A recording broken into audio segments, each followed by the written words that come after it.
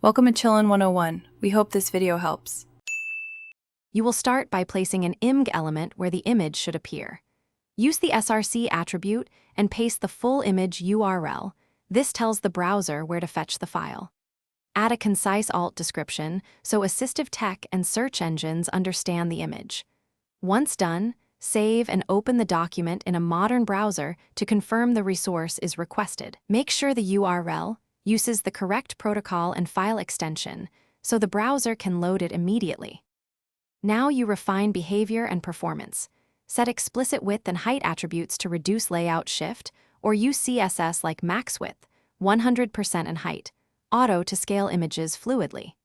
Use loading equals lazy to defer off-screen images and improve initial load time. If the URL comes from another domain, add cross-origin attributes or referrer policy to control headers and avoid CORS errors. This matters for Canvas or SVG operations. Test on multiple viewports. Finish by validating the image loads under real conditions.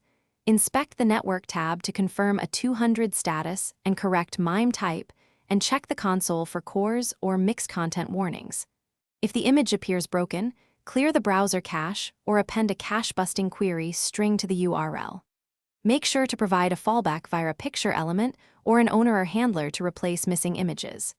If problems persist, confirm the host allows hot linking and that the URL is exact. Thanks for watching. Consider subscribing if we helped you.